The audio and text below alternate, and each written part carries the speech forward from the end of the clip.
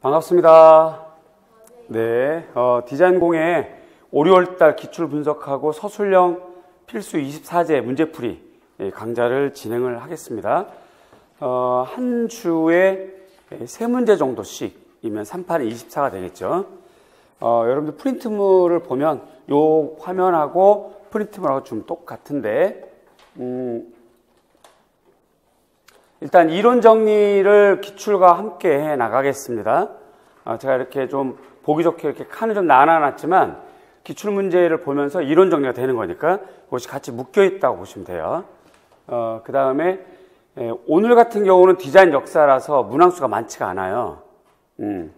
그런데 이럴 경우는 책을 좀 보고 기출 문제를 보거나 이렇게 매주 영역마다 좀 다르게 이걸 같이 묶어서 하거나 별도로 쪼개서 하거나 그건 제가 알아서 진행을 하겠고요. 그 다음에 수업시간 중간에 매주 3문제씩 해서 3판에 24, 그래서 24제 정도가 됐는데 오늘은 문항수가 3개가 아니라 5개인 것 같아요.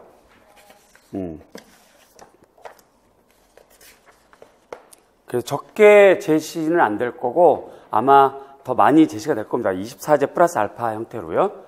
그렇게 되고 여러분들이 풀었던 것에 대해서 개별 첨삭을 할 건데 문제와 강의 분석을 해주고 그 다음에 오늘은 첫 주라서 문제랑 정답이 다 나갔어요. 그랬는데 어제도 미술과 학생들에게 이런 방식으로 해봤더니 학생들이 수업 시간에 궁금하니까 자꾸 이렇게 살짝 답을 미리 보나 봐요. 그래서 수업 끝날 때쯤 자 여러분 오늘 이렇게 진행했더니 어떤가요? 그랬더니 선생님 답 미리 주지 마세요 이러더라고요. 그래서 일단 여러분들 이미 지금 프린트 다 넘겨버렸죠, 그죠? 그래서 오늘은 이렇게 첫 번째 주니까 이렇게 나가고 다음 주부터는 일단 기출 분석을 하고 이론 정리랑 기출 분석을 하고 요거 끝난 다음에 제가 이제 학원 측에 전화해서 자 문제 올려주세요 그러면 문제랑 답안지를 여러분들이 받고 문제를 풀어보는 거죠. 풀어보고 그 다음에 이제 제가 설명해주고 이렇게 진행이 될 겁니다. 미술과는 이제 문제 나눠주기 전에 오늘 문제의 정답은 이런 겁니다라고 좀 안내까지 해줬었어요. 그리고 나서 문제를 풀었더니 다 맞았어. 다. 근데 오히려 또 그래서 전 속으로 학생들이 반응이 좋겠다 싶었는데 오히려 학생들이 선생님 이거 알려주지 마세요 그러는 거예요. 그래서 이제 당초에는 제가 여러분들 우리 디공과에도 말씀드렸지만 문제가 이런 문제 나갑니다. 이런 문제 정답은 이거예요라고 알려줘서 문제 푸는데 부담이 없게 하겠습니다라고 했는데 그것이 오히려 좋은 효과가 아닌 것 같아. 자, 그러나 그건 이제 미술과 아이들이고 우리 디공과는 또 다르니까 오늘은 일단 원래 약속대로 문제 나가고 정답 미리 나가 있어요. 인강생들도 지금 프린트 미리 다 프린트 하시고요. 첫 번째 주지만 이렇게 해보고 오늘 진행해서 일단 제가 인강생에게 피드백을 받을 수는 없고 시간차가 많이 걸리니까 직강생에게 여러분들에게 이제 오늘 해보니 어때요? 문제를 먼저 나눠줄까요? 아니면 답을 알려줄까요? 그러지 말까요?를 물어보고 조금 더 학습에 효과가 있는 쪽으로 방향을 잡아 나가겠습니다. 영역은 이렇게 돼요.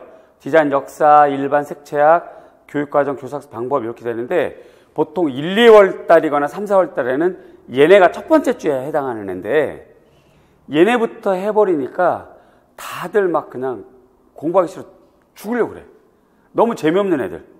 그래서 그나마 그래도 출발을 좀 수월하게 하려고 역사부터 뺐습니다. 그렇게 되고 이제 색착도 그닥 어렵지 않죠. 이렇게 해서 발을 뒤로 놓으면 이제 빼도 박도 더 공부하게 되니까 이때는 이제 교사학습 방법도 해야 되고 평가도 해야 되고 요때 이렇게 하게 되면 그닥 부담은 없을 거예요. 그렇게 되고 이제 시각 디자인, 제품 디자인 이렇게 되고 이렇게 배정을 한 이유는 8주까지 이렇게 배정을 한 이유는 전체적으로 출제 개수 기출 문제에서 출제 개수를 좀 비슷하게 맞추는 겁니다. 그러니까 사실은 디자인 역사가 오늘 해보면 알겠지만 출제 문항수가 그렇게 많지가 않아요. 의외로. 그에 비해서 색채가 정말 쉬운데 얘는 빠짐없이 한 문제씩 나오거든. 뭐 그런 정도입니다. 교육과정 빠짐없고요. 그 다음 평가도 빠짐없고. 그 다음에 의외로 시각 디자인, 제품 디자인이 문학수가 많지가 않아요. 영역은 되게 많죠. 우리가 공부할 때, 1, 2월달, 3, 4월달 공부할 때는 그 두께가 뭐 어마무시하죠. 그런데 개수로는 많지가 않습니다. 자, 그렇게 되고요. 여기 5회 때 금속공예, 목공예, 그 다음에 도자, 텍스타일, 염색지 이렇게까지 했는데 요 두 주는 제가 조금 융통성 발휘해서 문항수가 많지 않거나 설명이 짧으면 뒤에 걸 좀 당겨서 쓰거나 이렇게 진행을 하겠습니다. 혹은 도자공예, 텍스타일, 염색 얘네들이 내용이 많잖아요. 그에 비해서 7주차, 8주차가 내용이 많지가 않은 애들이거든요. 그래서 제가 봤을 때 설명이 좀 길게 필요한 애들은 조금 수업이 좀 밀리더라도 7주차까지 좀 이어져 가고 디스플레이, 실내 디자인, 영상, 컴퓨터 얘네들은 제가 이렇게 뒤로 밀어서 그래서 8주차에 제가 이렇게 적어드렸어요. 총정리 요 얘기는 총정리도 필요하지만 혹시 이제 공예 때 설명을 많이 해서 밀리게 되면 요때 제가 커버를 하려고 이렇게 해놨어요. 자, 그 다음에 요 부분은 여러분들이 제가 3, 4월달 강의할 때부터 계속 말씀을 드렸는데 기출 분석 강의가 사실 작년 강의가 있어요. 작년에 아주 알차게 수업을 좀 했거든요. 답을 다 알려줬어요, 답을. 그런데 지금 우리 디자인공예과가 누적된 합격 못하고 누적된 실력 있는 학생들도 많고 또 새로 들어온 학생들도 많고 자, 이런 상태에서 기출 분석이라고 하는 강의의 특성상 꼭 우리 디자인공예뿐만 아니라 교육학부터 시작해서 모든 교과의 기출 분석이라는 강의가 작년에 했던 거 재탕 또 3탄 이렇게 하게 되잖아요. 양상이. 그래서 이제 그건 제가 좀 싫고 작년에 했던 걸 또 똑같이 하기도 싫고 그래서 작년에 했던 것을 여러분들이 좀 저렴하게 강의를 들을 수도 있으니까 중요한 건 여러분들이 이제 다 풀어보고 이해가 안 되는 것들 답이 왜 그런지 모르겠던 것들을 체크해서 저한테 알려주시면 제가 그 부분을 더 추가해서 설명해 주는 걸로 그래서 학생들이 요청하는 문제들을 더 설명해 주는 건데 요거는 8주차에 적어놨지만 뭐 2주, 3주, 4주 언제든 다 가능합니다. 요 부분은 여러분들이 좀 적극적으로 공부 좀 해주셨으면 좋겠어요. 자, 그래서 여기 수업 진도는 수업 내용에 따라 변경될 수 있습니다. 말씀을 드렸고요. 요게 이제 자, 여기 보세요. 그 다음 페이지인데 2019년 5월, 6월 서술형 필수 24제 문제 풀이면서 기출 분석이에요. 1주가 디자인 역사인데 실제로 문제 수는 이렇게 많아요. 요거 전부 다 작년에 했었어. 그래서 제가 여기다가 2018년 5월에서 6월에 실시했던 강의 내용이 이거 다다 이 말이죠. 이거 다 했어요. 그러면 작년 시험 문제만 설명 안 했잖아요. 그래서 사실은 올해는 요거 하나면 되거든. 요게 작년 시험 문제.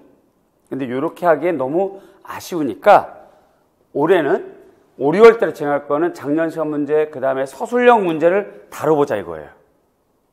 이렇게 하고, 그 다음에 이제 이 중에서 여러분들이 선생님, 이거 어떤 문제는 설명 한번 더 해주세요. 그러면 그거 더 찍어서 더 이렇게 하는 걸로, 그렇게 하고, 그 다음에 오늘 이제 5문제, 꼭 풀 80제 중에서 5문제 풀고 정답 설명하고, 이렇게 되면 우리에게 주어진 시간은 좀 알차게 사용하지 않을까 싶어요. 자, 따라서 오늘은 여러분들이 지금 2003학년도까지 요 문제가 전부 다 디자인 역사인데 요거를 다 아마 점검을 못 해왔을 거예요. 그러면 여러분들이 오늘 수업을 듣고 요 자료를 집에 가져가셔서 혹은 인강을 듣고 1, 2주가 지나더라도 상관없으니까 여러분들이 가급적이면 빠르게 인강생은 가급적 빠르게 직강생은 요번 주 중에 우리 디자인공예 카페에 몇 학년도 몇 번 좀 다뤄주세요라고 해주시면 다음 주에 그걸 반영해서 수업을 더 넣겠습니다. 이해 가죠? 아울러서 요거는 다음 주 거예요. 요게 2주차.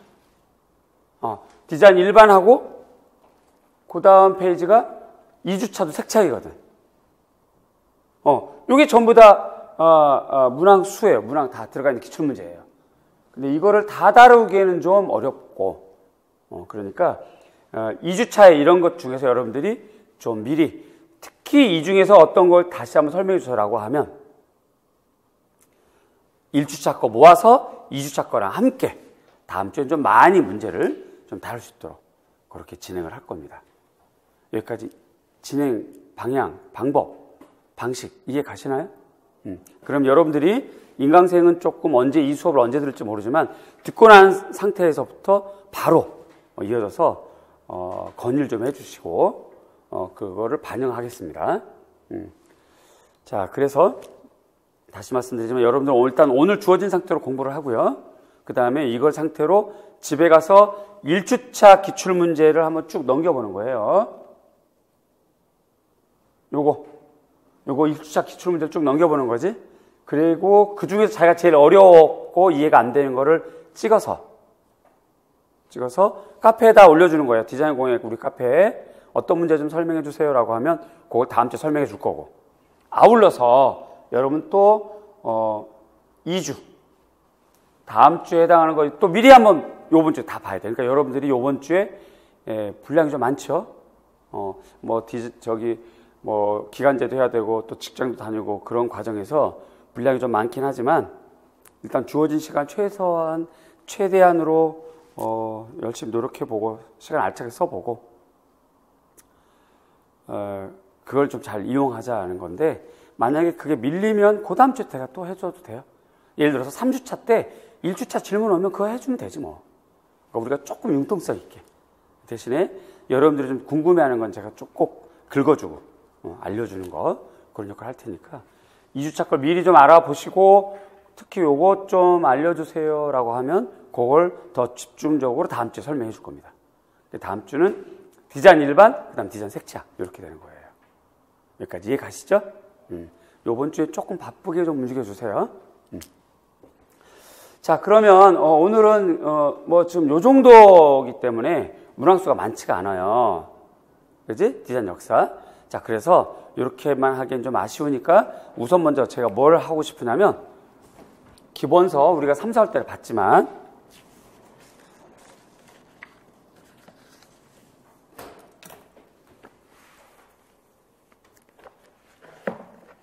기본서 디자인 역사 부분에서 앞에 있는 페이지는 설명이 길게 되어 있으니까 얘네들은 다 넘어가고,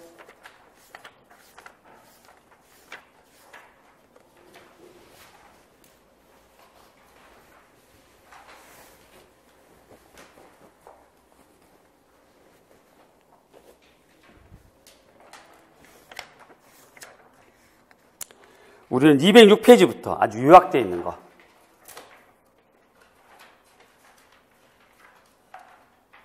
요거를 한번 쭉 넘겨보고 그 다음에 기출문제를 보고 이렇게 진행을 하겠습니다. 준비됐나요? 206페이지부터 할 거예요. 자, 디자인 역사 미술 공예운동인데 우선 요 개념부터 알고 있어야 되겠죠. 다시 설명을 드립니다만,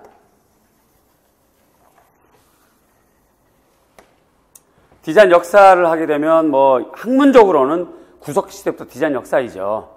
도구가 바뀌면 디자인이 바뀐 거예요. 구석기 시대, 신석기 시대, 청동기 시대. 그러면 예를 들어서 구석기 시대, 신석기 시대, 청동기 시대라고 했을 때 얘네들은 도구가 뭐예요? 재료가? 돌, 석기. 얘네들은 금속이죠. 청동. 그럼 이제 도구가 바뀐 거예요. 이게 이제 디자인이 바뀐 거죠. 근데 이렇게 생각을 해야 되는데 이런 것까지 시험에 안 나오고 실제적으로 시험에 나오는 게 언제부터 나오냐면 그 1750년대 앞뒤 45년이나 50년 이때부터 이제 산업혁명이 시작되고 요거와 관련해서부터 이제 디자인 역사가 나오기 시작을 해요. 그래서 출발은 1780년대쯤으로 생각을 하는데 얘가 나타난 거는 1840년대 이렇게 세상에 알려지게 된 디자인이 있어요. 그것이 이제 미국 버전이 종교 집단에서 사용하는, 공동체 집단에서 사용하는 쉐이커.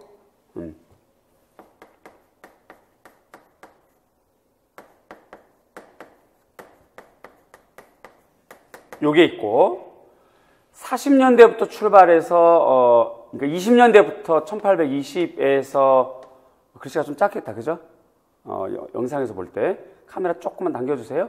40년대까지 유럽 버전, 특히 독일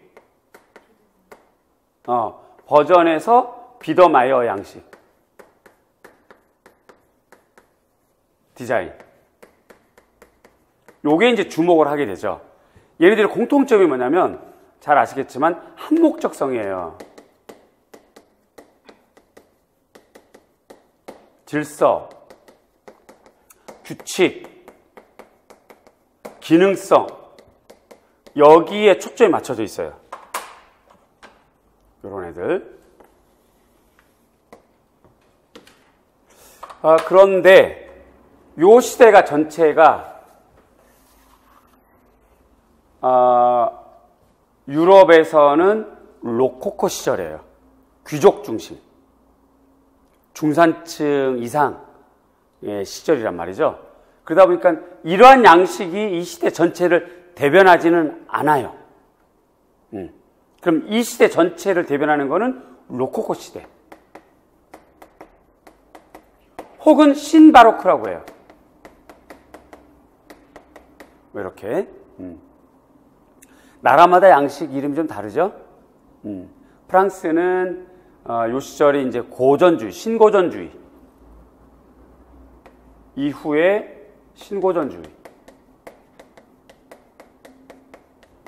이렇게 되고, 예술로, 문학으로는 이렇게 얘기하고, 디자인에서는 이 시절을 빅토리아 왕조 시절,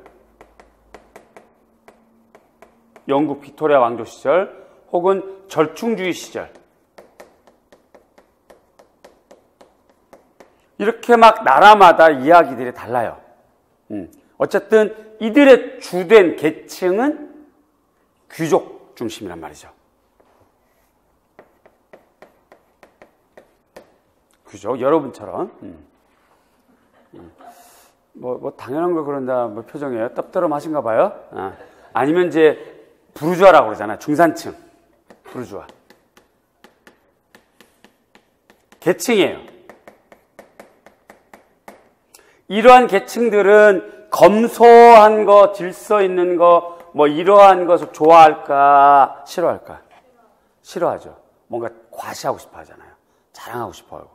그러니까 결국은 이 시절에서 이 두 가지 양식,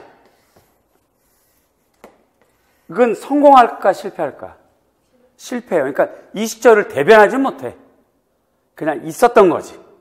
그러나 이제 이러한 것이 기초가 돼서 이후 디자인에 큰 영향을 미친다라는 걸 좀 알아두시고, 여기부터 출발하는 거죠. 여기부터 이렇게 되고 이제 많은 사회적인 문제가 생겨요. 여기 이제 1850년 또는 55년에 세계 만국 박람회가 생겨요. 박람회. 약 한 6개월 가까이 영국 런던에서 생깁니다. 그래서 세계의 많은 제품 디자인의 공산품들이 제시가 되고 엑스포 같은 거예요. 물건 보고 사고. 근데 그 과정에서 그때 당시 세계를 이끌었던 영국의 제품들이 제일 안 좋았단 말이죠. 후배니 됐어요. 완전히. 그래서 이제 충격받고 이걸 대책을 어떻게 하면 좋으냐부터 시작해서 이때부터 영국 같은 경우는 디자인 학교를 국가가 운영을 해요.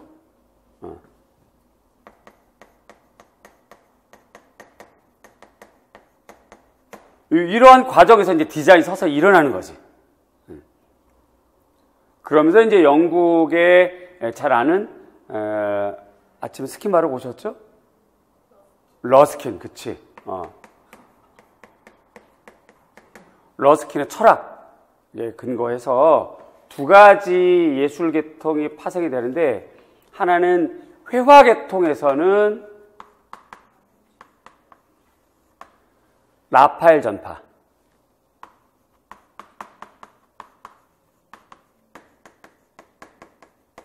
라파엘 전파 대표 작가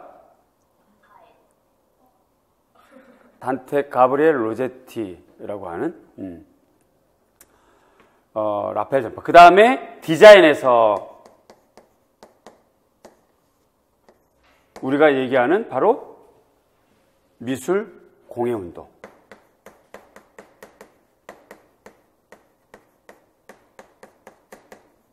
이것이 이제 생겨나기 시작하거든요.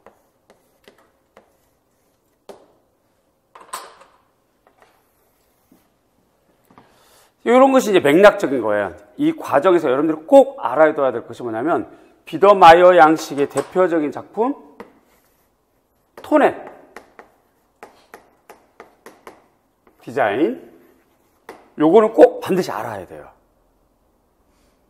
디자인 역사에 자주 나오니까.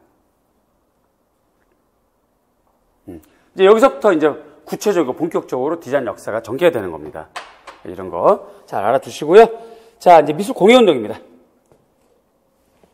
주요 특성, 간결한 형태, 꾸밈 없는 선. 지금 봐서는 간결한 형태가 아니에요. 그러나 당시로 봐서는 굉장한 거였죠. 예를 들어서 여러분 작년 시험에 나왔던 판톤, 베르너 판톤 디자인 의자 기억나죠? 베르너 판톤 디자인의 제작 방식이 뭐냐면 사출 성형이에요. 그냥 플라스틱을 틀어놓고 확 찍어내는 거지. 지금은 너무 쉽고 너무 간단한 기술이거든. 제작 방식인데 당시 1960년대에는 그게 굉장히 어려웠어. 불과 지금 몇십 년 차이 안 나잖아요. 당시는 그게 혁신적이었거든. 그러니까 우리가 지금 그런 문제를 쓸 때 혁신적인 사출 성형법이라고 쓴 게 정답인데, 지금 시각에서 보자면 이게 뭐 혁신이야?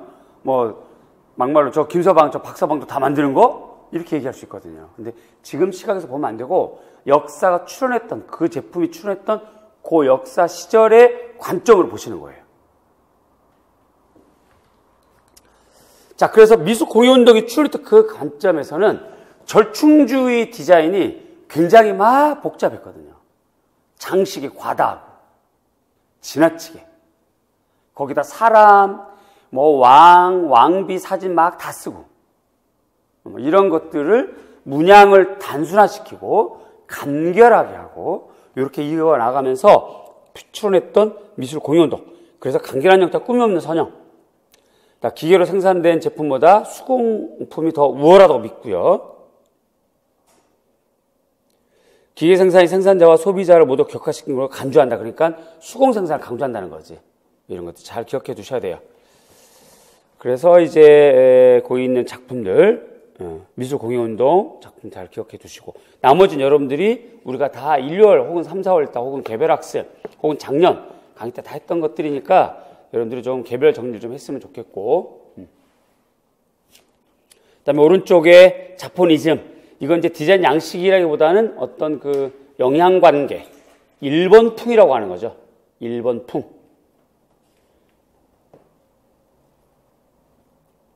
그래서 주요 사실이 격자구조. 그러니까 왜 우리 문창살 있죠? 한국이나 일본이나 동양에서 사용하는 문창살. 격자구조. 그 다음에 식물 같은 모티브. 이런 것들이 됩니다. 그대로 넘기면 아르누보. 이건 이제 국제 양식이에요. 그래서 나라마다 특성이 좀 달라요. 특히 얘는 직선적 아르누보, 곡선적 아르누보로 구분해서 공부하셔야 되는데, 직선적 아르누보는 영국 스코틀랜드 글래스고파 디자인, 그 다음에 오스트리아 빈 분리파. 곡선적 아르누보는 프랑스, 벨기에 뭐 이런 계열들. 독일의 초기 아르누보가 곡선적이었어요. 그 다음에 이제 독자적인 스타일의 스페인.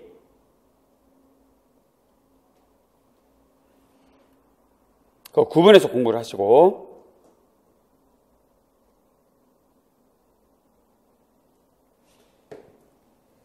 대표적인 거는 이제 곡선적일 경우 유기적인 잎사귀 모양, 구불구불한 선, 비기하학적인 채찍 모양의 곡선 이런 거.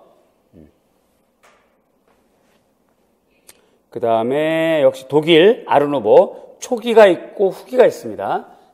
곡선적이었다가 직선적으로 이끌어 나가죠. 독일은. 근데 그것이 짧아요. 짧고 무엇이 일어나냐면 독일 공작연맹이 일어나죠. 지금 우리 209페이지 보는 거예요. 209페이지 유켄스킬. 다시 말씀드리지만 독일은 아르누보의 후발주자예요. 후발주자. 그러니까 짧은 기간에 있어. 그래서 곡선적인 것을 출발했다가 직선적으로 넘어가거든요. 그 직선이 바로 독일 공작연맹이 돼.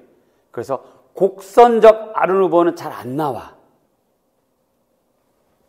별로 중요하지 않아요. 독일 아르누보는. 오히려 독일 공작연맹이 더 중요하지.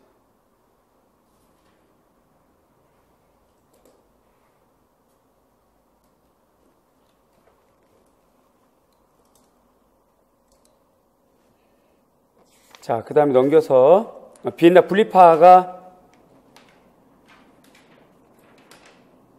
직선적 아르누보의 대표적인 디자인입니다.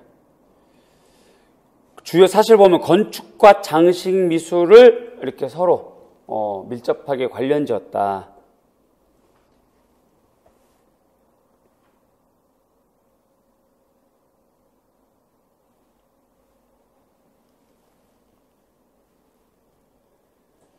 빈 공작연맹과 비엔나 분리파는 같은 걸로 구분하세요.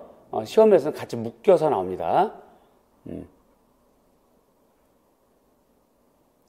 주로 이제 분리파는 주로 이제 평면 포스터라든가 이런 쪽에서 나오고, 제품은 주로 이제 공작연맹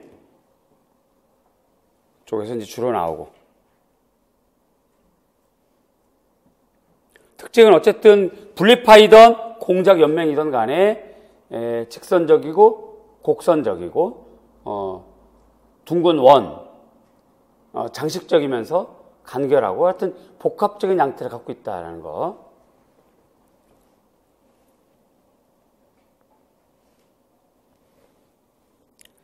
자, 그 다음에 이제 독일 공작연맹 211페이지.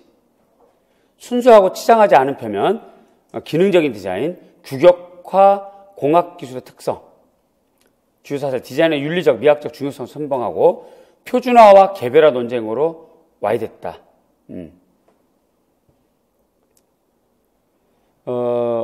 이게 아주 1914년 아주 중요한 디자인 논쟁이죠.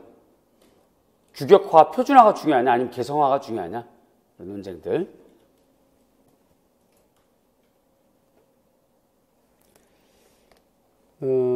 제일 중요한 작품들이 보통 페트 베르트 작품이 많이 나오니까 잘 작품 기억해 두시고요. 뒤로 넘기면 미래파는 잘 나오지는 않습니다. 참고만 하시고. 그 다음 이제 아르데코 장식적인 디자인을 말해요. 213페이지. 기하학적인 형태, 계단 모양의 형태, 선명한 색상, 날카로운 가장자리, 또 둥근 모퉁이 뭐 이런 거. 재료가 값비싼 거, 대량 생산 체제, 수공 생산과 겸해서 같이 만들었다고 보시면 되겠고요. 아르데코 같은 경우는 포스터가 나오면 카상들가 제일 중요하고요. 생활용품이 나오면 아르네 야콥센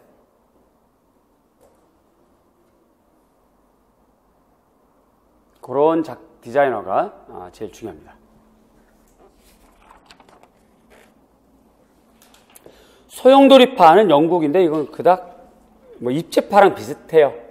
입체파랑. 그래서 그닥 중요하진 않고요. 다다도 사실은 우리 디자인에서는 그렇게 막 나오지는 않는데 어쨌든 전통적인 디자인을 깨트렸다라고 보시면 되겠고.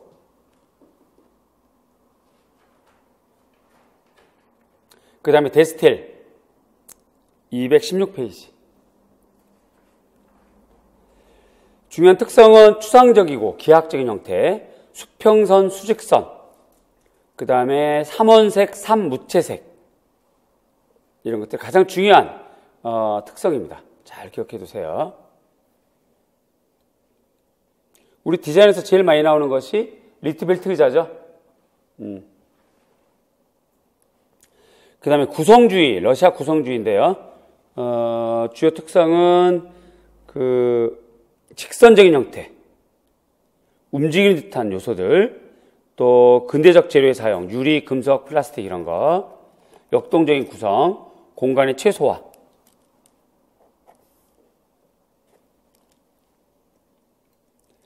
미술과 디자인이 산업 생산 속에 흡수돼야 된다. 그러니까 디자인은 곧 인민혁명에 도움이 돼야 된다. 이런 측면입니다. 기하학적이고 정밀하고 수학적인 방법으로 작업에 이용했다. 이때는 뭐 디자이너다, 미술가다 구분을 안 했어요. 그냥 예술가 이렇게 좀 묶었는데, 대표적인 작가가 여러분 잘 아는 엘 리스키. 그 다음에 로드첸코.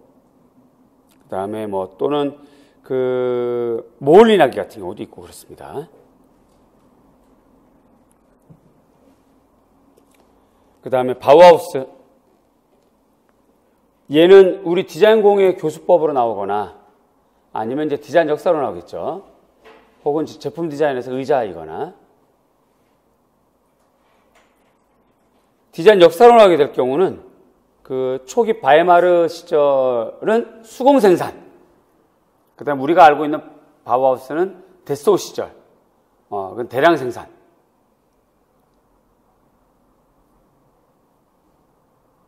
그런 걸 좀 구분해서 공부를 좀 하시고.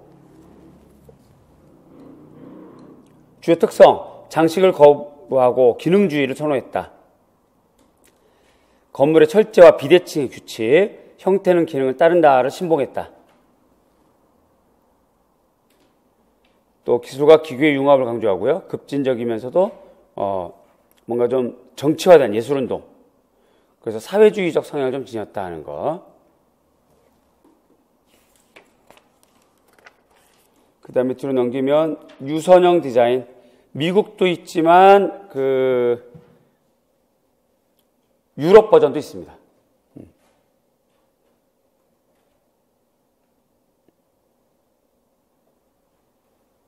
거기 218페이지는 두 가지가 있는데 약간 책마다 약간씩 차이가 나서 두 가지를 제가 다 이렇게 실어드린 거고요.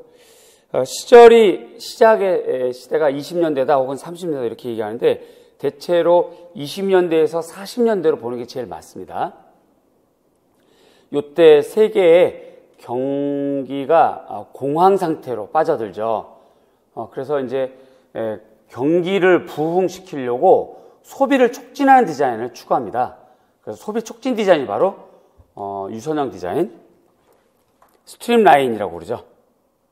일단 위에 박스를 보면 주요 특성, 유선형 표현, 강한 기하학적 형상, 또 유리와 크롬의 사용,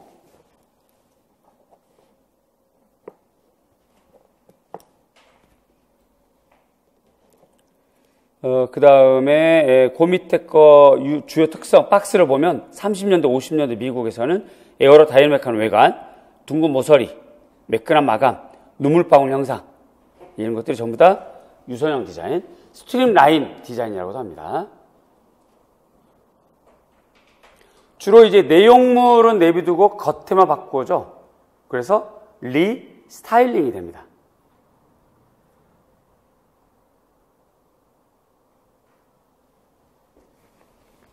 자, 초현실주의는 그닥 중요하진 않은데 초현실주의가 만약 시험에 나온다면 포스터가 나올 테고요. 여러분들 잘 아는 포스터에서 비주얼, 스캔들, 신약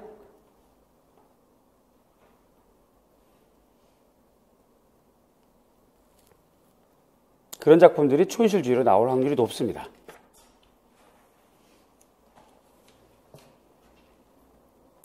그 다음에 이제 220페이지 넘기면 바우하우스가 독일에서 이제 나치 때문에 탄압을 받고 미국으로 넘어간 다음에 다시 또 이제 독일에서 다시 재건하죠. 그게 이제 울름 조용대학이 되겠고요. 그 중간에 오가닉 혹은 오르가닉 혹은 유기적 그렇게 말하는 디자인이 형성됩니다. 굉장히 좀 자연주의 형태, 인체공학적인 형태.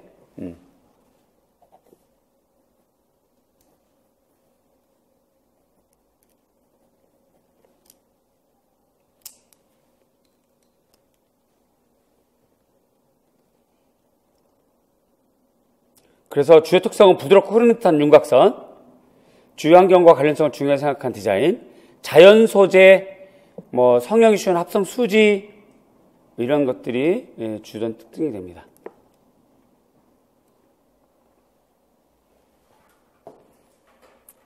주로 이제 알바 알토나 찰스 임스 작품들이 많이 나오니까 그런 작품들은 잘 기억해 두시고요. 자, 동일한 시절에 북유럽 쪽에서는 지역적 특색이 강한 스칸디나비아 모던 디자인이 출현합니다. 이건 지금까지 계속 이어지고 있는 디자인인데요. 밝은 빛깔, 목재나 혹은 지역적인 천, 펠트 이런 거 많이 쓰죠. 그러니까 자연 소재랑 그 지역 특산물 주로 많이 사용하는 거. 깨끗한 선, 간결하며 조직적인 형태. 그래서 스웨덴, 덴마크, 핀란드 중심인데 나라 구분은 의미가 없어요. 그냥 작가 중심으로 작가 작품을 분석하는 걸로 공부하시는 게 좋을 것 같습니다.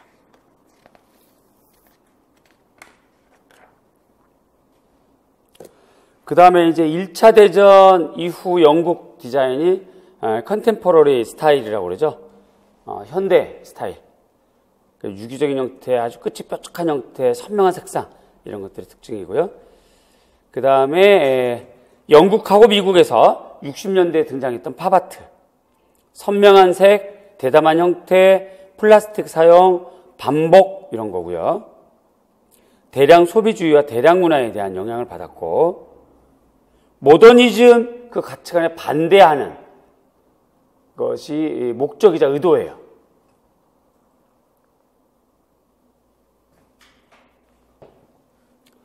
그 다음에 여기에 반대해서 또 오바트가 등장하죠. 그러니까 시각적인 착시를 일으키는 223페이지 오바트.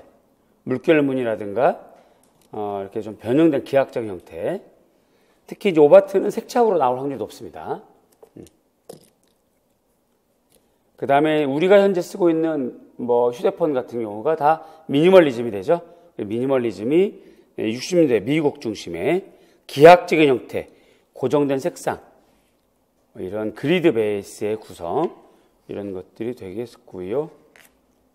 뒤로 넘기면 포스트 모던 디자인 중에서 하나인 안티 디자인. 강한 색상, 스케일의 왜곡, 또 사물의 기능성, 원래 목적을 훼손하는 거죠. 원래 목적을 뺏는 거, 원래 목적을 제거해서 좀 다른 용도나 다른 모양으로 바꿔버리는 거. 아이러니와 키치. 예를 들어서 그 안티 디자인에 써 있는 플라톤이라고 하는 그 의자거든요. 근데 이거 잔디 모양이잖아요. 크기가 2m가 넘어요. 이 속에 외국 성인 남녀가 3명이 숨을 수가 있어요. 엄청나게 큰 겁니다. 그러니까 스케일을 왜곡했죠. 스케일을. 원래 목적도 상실했죠. 의자라고 하면서도 의자의 목적이 아니에요. 그런 것들. 자, 그 다음에 오른쪽에 하이테크 디자인. 간결하고 또 미니멀적인 스타일. 뽕피드 센터가 하이테크 디자인의 건축물로서 그 대표적인 사례.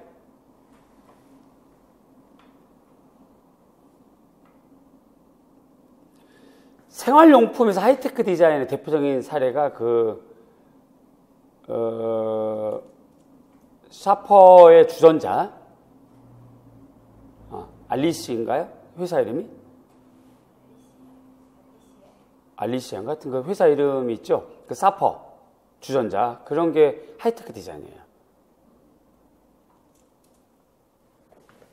검색해볼까? 사퍼?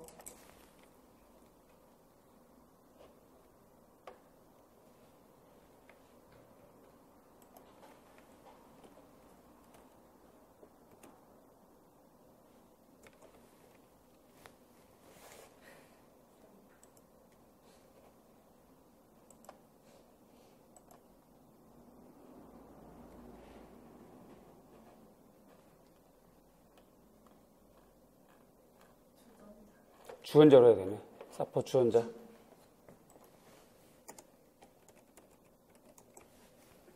이거 말하는 거예요. 이게 하이테크 디자인이면서도 포스트 모던 디자인. 007 영화의 모티브를 삼아서 권총 있잖아요. 권총이고요. 온도에 따라서 소리가 다릅니다. 따다다다닥 소리가 좀 나고, 둥근 몸체, 기하학적인 형태, 스테인리스 스틸과 플라스틱 수지의 성형. 굉장히 디자인이 좋죠. 어쨌든 하이테크는 그렇게 됩니다. 그 다음에 이제 그 뒤로 넘기면 후기 산업주의라고 하는 것이 있고, 포스트 모던 디자인은 멤피스만 좀 기억해 주시면 좋겠고요. 또 이제 작가 맨디니 작가 작품들을 좀 봐주시면 좋겠고요. 그 228페이지가 멤피스가 됩니다. 그래서 기능주의에 대한 거부, 대담하고 기하학적인 형태, 키치 스타일, 그 외에 이제 전부 해체주의. 자, 여기까지가 간략하게 살펴본 디자인 역사. 이렇게 되겠습니다. 자, 우리가 이제 오늘, 그래서 이제 요 밑에부터, 2014학년도 논술 문제, 요 시절에는 논술이 15줄 쓰는 거였어요. 15줄. 그리고서부터 이제 20줄로 넘어갔죠.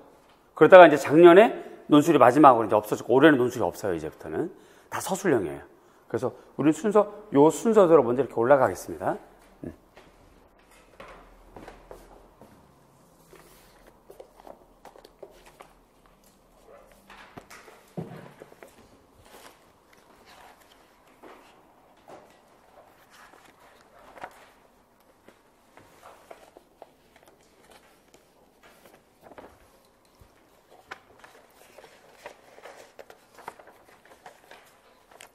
자, 기출문제 갖고 있죠? 없어요? 기출문제, 요거. 없어요?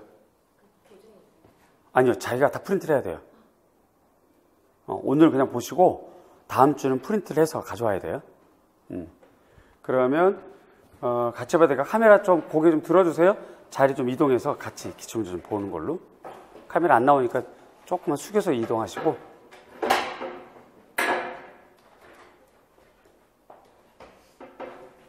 사실 뭐 얼굴 나와도 되는데 학생들이 막 이렇게 숨기길래 또 우리 감독님이 잘 또 그 협조해 주셔서 카메라도 이렇게 들고 하는데, 내 입장에서는 아이 뭐 내 수업 듣는데 그렇게 창피해? 뭐 이렇게 물어볼 수도 있고 그래요. 근데 이제 미술과 같은 경우는 학생들이 좀 있잖아요.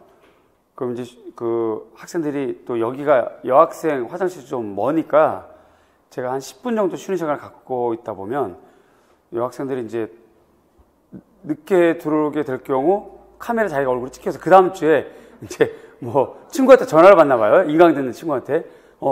야, 너 얼굴에 나왔다 뭐 이런 식으로. 그러니까 이제 좀 조심해서 이렇게 막 숙이고 다니고 그러는데 나와도 괜찮아요. 초상권 침해 안 합니다. 자, 이제 문제 됐죠? 봅니다. 근대 디자인 운동을 대표하는 작품이다 라고 해서 가하고 나가 나와 있어요. 다음으로 답하시오. 1번. 가나에 해당하는 디자인 운동의 명칭이에요. 그럼 딱 보기에도 왼쪽은 뭔가 곡선적이죠. 뭔가 아르누보예요. 딱 보기도 오른쪽의 세로는 뭔가 좀 딱딱한 느낌 들어요. 뭔가 직선적이지. 작가 이름을 봤더니 왼쪽 가는 기마르, 프랑스 아르누보네요. 오른쪽 베런스는 페터 베런스, 독일 공작연맹. 자, 두 운동의 산업 제품을 통해서 생산 반식을 비교해라. 생산 반식이란 수공 생산이냐, 기계 생산이냐, 단품 생산이냐, 대량 생산이냐, 요겁니다. 그 다음에 가나에 해당하는 양식의 조형적 특징. 조형적 특징. 그렇게 되면 대체로 뭐 형태, 색채, 뭐 구조 이런 것들 써주면 돼요.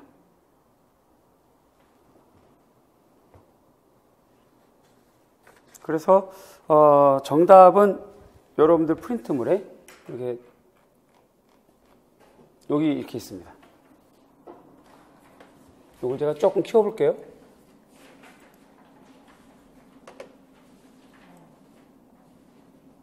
네, 거의 한 번 더 키워볼까?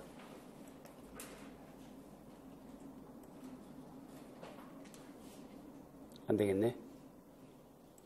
요만큼만 해야 되겠다. 네, 프린트물에 있습니다.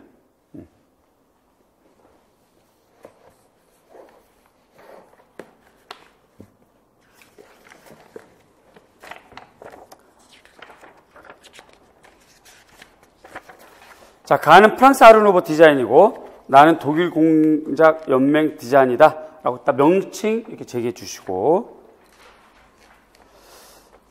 논술 문제 이제 오래 나오진 않으니까 이게 길게 쓰는 건 부담 갖지 마시고요. 오히려 짧게 쓰는 연습을 하셔야 돼요.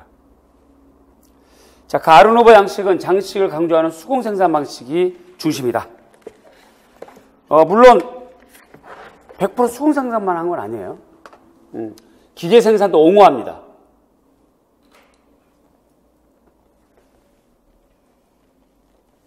특히 제시된 기마르 작품의 생산 방식은 수공 생산된 원형을 중심으로 연쇄 제작이 가능하고 운반과 설치가 쉬운 표준화된 주철 부품들로 시공을 했다는 거죠. 그러니까 일부분은 이렇게 주철로 찍어내고 일부분은 수공 생산하고,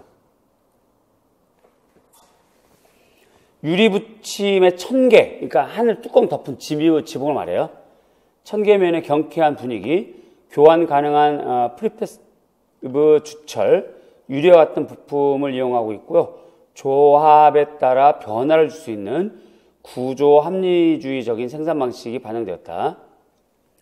나 독일 공작 연맹의 생산 방식은 규격화된 부품에서부터 기계를 이용하여 대량 생산되는 방식이다.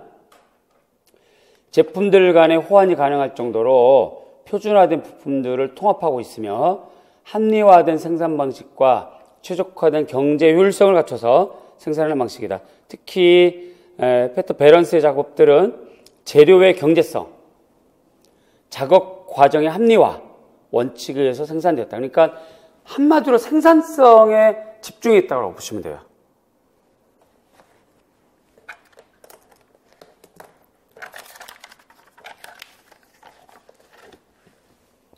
다음, 가양식의 조형적 특성은 대단히 장식적인 특성, 장식적이라는 거죠. 또 건축적인 측면에서는 건물 전면의 장식과 내부의 설비품 및 용구, 세부 묘사에서 장식적이고 미적인 가치의 강조가 돋보이는 거죠.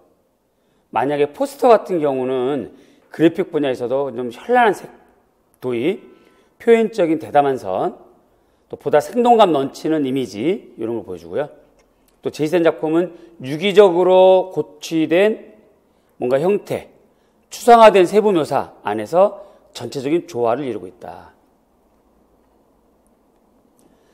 자, 나 양식의 조형적 특징은 기계를 도입하고 새로운 시대에 맞는 적절한 디자인 형식을 추구했다는 거죠. 그래서 산업적인 것에 중점을 두는 미학을 전개했고, 미술과 산업의 협력에 의해서 공업 제품의 양질화, 규격화를 꾀하고 합리적이고 단순한 디자인 양식, 그러한 특징을 보인다는 거죠. 또 전기주전자와 같이 생활용품의 경우에는 작고 값싸고요, 편리했고, 주전자의 전체적인 모양과 뚜껑에서 엿보이는 전통적인 요소, 현대적인 세부 장식을 접목한 디자인 양식을 보인다. 이렇게 됩니다. 따라서 조형적 특징은 형태, 색깔, 구조 이런 것들 주로 써주면 돼요.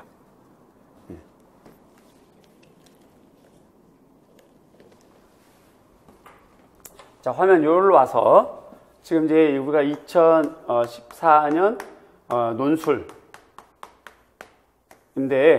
지금 나온 것이 이제 프랑스 아르누보가 나왔고, 그 다음에 이제 독일 공작연맹이 나왔어요. 얘를 우리가 조금 구분해 보자면 얘는 곡선적, 약간의 수공 생산. 얘는 직선적, 약간의 기계 생산. 일부분 기계, 일부분 수공. 이렇게 돼 있죠. 아직은 완벽하게 전부 기계로 생산한 시절은 아니에요. 자, 이제 요게 이렇게 되어 있으면 우선 여러분들이 디자인 역사 처음부터 우리가 쫙 훑어본 것처럼 디자인 역사는 무엇이 나올지 몰라요.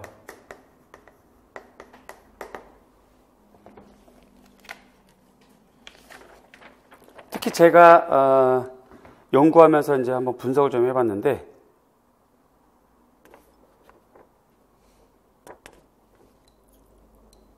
주로 이렇게 시대의 가장 대표적인 작품들이 시험에 나왔어요.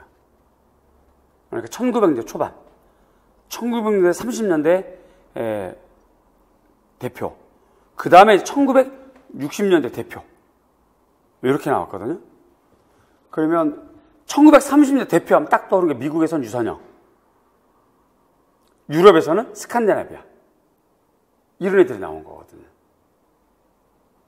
결국은 여러분들도 좀 복습을 하실 때 그걸 좀 참고하시면 되니까 디자인 역사에서 이제 시대를 대표하는 디자인 역사를 전체를 좀 보시는데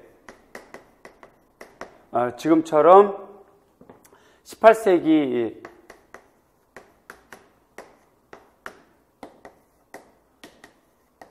이때는 이제 비더마이어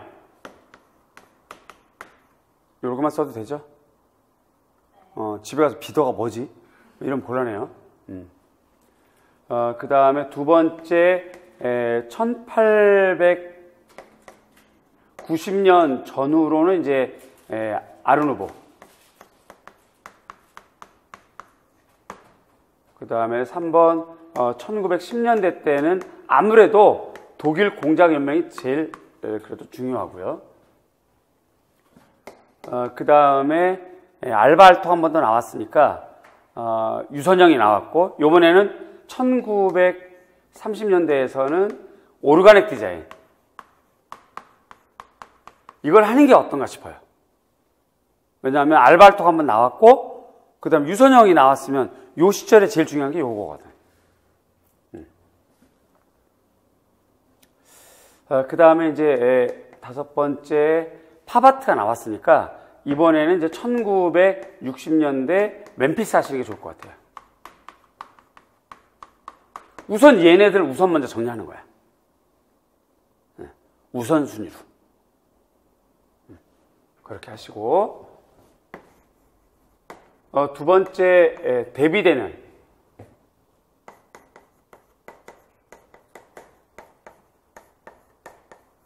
성향 비교를 좀 한번 공부를 하면서 고민을 해보세요. 지금은 말이죠, 여러분. 아직 공지가 나오지 않아서 막 미친 듯이 공부는 사실상 밀도가 좀 이렇게 높진 않을 거고요. 공지 나오면 그때부터 미친 듯이 공부하겠죠.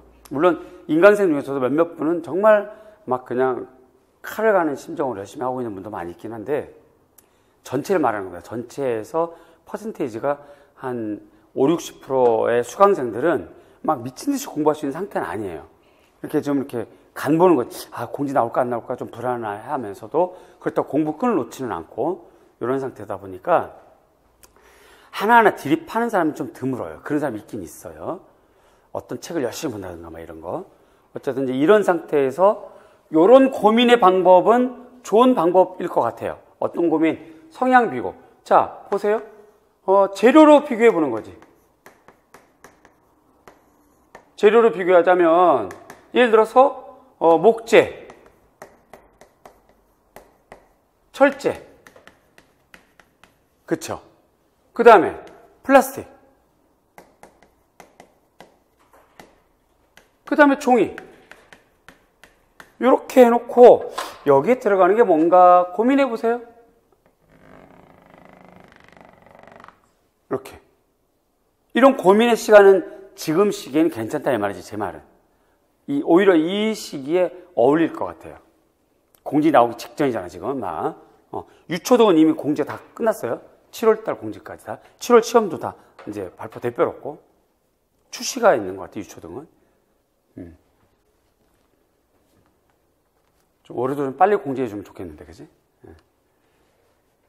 이렇게 재료로 성향을 좀 비교해 보거나, 두 번째, 생산 방식으로 비교해 봐서 수공 생산, 그 다음에 기계 생산. 이런 것도 고민해 보시고,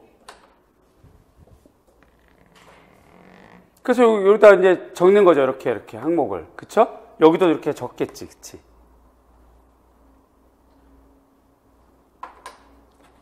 세 번째, 이쪽에도 쓸게요.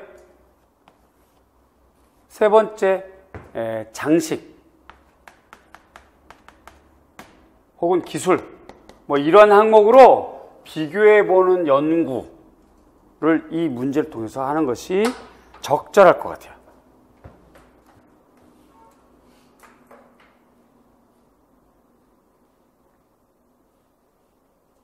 자, 이제 저렇게 공부를 해보거나 일단은 자료를 많이 뽑지 말고 제목만 작성해 보는 거예요.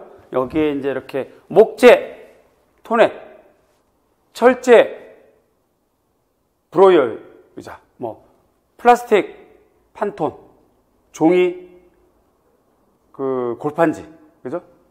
이렇게 적어보는 거지. 해서 항목을 가지고 오시면 제가 이거 안 해도 돼요, 이거 해도 돼요, 이렇게 체크해도 되고 해드려도. 그러니까 그렇게 여러분들이 좀 자기 주도적으로 해보면서 저랑 협의해 나가고 이러면서 이제 주제들을 이렇게 요약하는 그런 방식이 좋을 것 같아요. 이해 가죠? 자, 잠깐 쉬었다가 그 뒷페이지 이어서 진행하겠습니다. 잠깐 쉬었다 하겠습니다.